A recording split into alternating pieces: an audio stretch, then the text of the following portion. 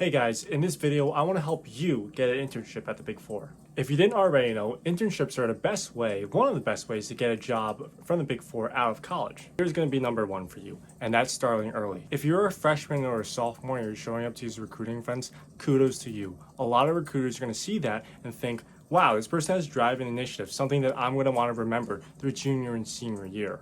Number two is going to have a 3.5 GPA. Try aiming for that. If you can get a 3.4 or 3.3, I still know people who are still able to get into the Big Four. So don't be discouraged if you're not above a 3.5. Number three is going to join your university's accounting club or Beta Alpha Psi. Personally, those clubs were a great way to meet other students like myself, gain a good friendship network, and also see the recruiters on a consistent basis. Remember, consistency is key here.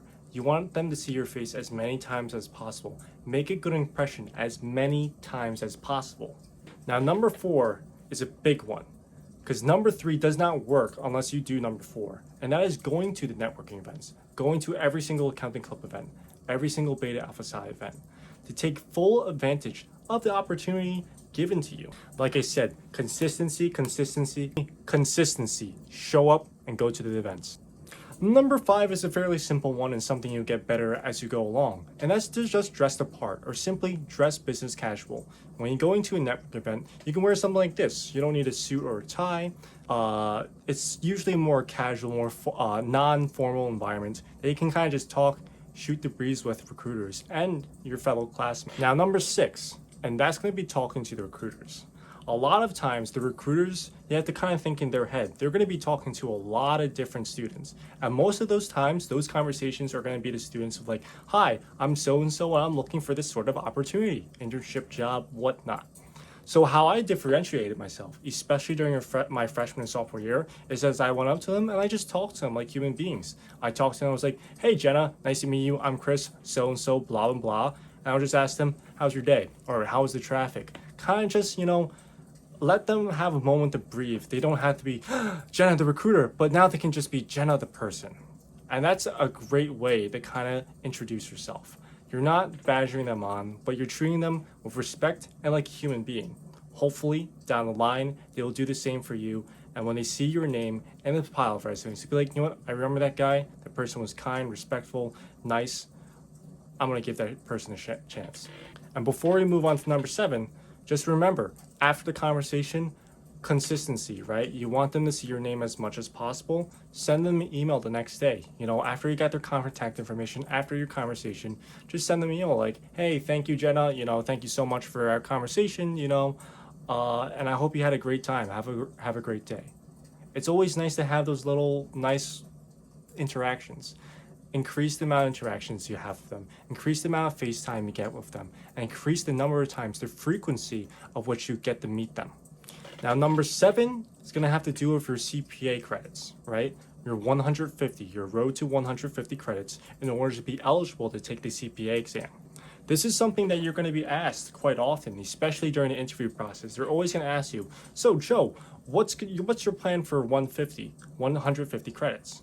And typically, students only have to graduate with 120, but as the accountant, if you want to be eligible for the CPA, which Big Four are going to want to see you to at least try and get, it's going to be 150. So think about that. Talk with your advisor, with your friends. What's the best way you can have 150? You don't have to stick to it. What you say in freshman year, sophomore year, doesn't have to be necessarily the same plan you have junior year or senior year. Flexibility is okay. But you just want to be able to answer the question when they ask you. Answer it confidently and efficiently. But confidence and conciseness of your answers and your ability to speak with these recruiters takes practice. And that's why I recommend going to all the career fairs that you can. Some career fairs might not have Kpmg or Deloitte or any of the Big Four, or sometimes not even accounting firms. But you want to know what? It's great to kind of just go up to people and talk to them about business, about your resume, about this stuff. The more comfortable you are talking to these people, and the more comfortable you are talking about yourself and your own resume, the better your conversations are going to be. And the better the conversations are is typically going to result to more opportunities. And that's what you're going to be looking for. I have faith in you. Keep going. And at number 9, I'm going to ask you to expand and continue your extracurriculars. That can be band, sports, clubs, accounting club and Beta Alpha Psi counts as one, but we will also love to see you doing other things like if you like anime club. If you're into band or playing instruments, you do that. Jazz band, orchestra, concert band, pep band.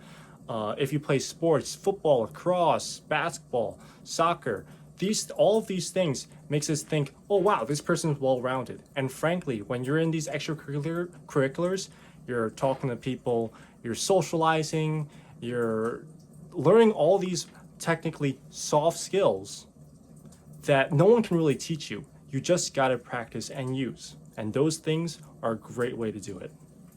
Lastly, number 10 is to get a part-time job. And don't get freaked out. It doesn't have to be any specific part-time job, and it doesn't have to be an accounting part-time job. I'm talking about getting a part-time job as an ice cream parlor, as a retail associate at Target or Hollister. Because as I said before, all of those things teaches you, the candidate, one thing, or rather multiple things, but one thing in general, which is soft skills.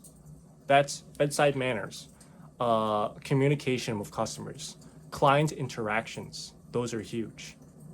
To give you an idea, I knew a girl who went to her Deloitte internship thinking that she was going to talk about accounting and all this other impressive stuff on her resume, and a recruiter focused on one thing, almost the entire 30-minute interview. One thing, and that one thing was her being an ice cream parlor. That Big Four recruiter was fascinated with her being an ice cream parlor, someone that scoops and gives ice cream. And that was because it demonstrated her soft skills, her ability to communicate. Remember, when you're doing these interviews or trying to get an interview, you're a freshman, sophomore, junior. At those points in your collegiate career, you don't really have accounting skills. You don't know accounting. You've either taken 1 or 2 accounting courses. And so when they're gonna look to hire you, they're not looking to hire an accountant. You're looking to hire someone that has drive, will, passion, and communication skills.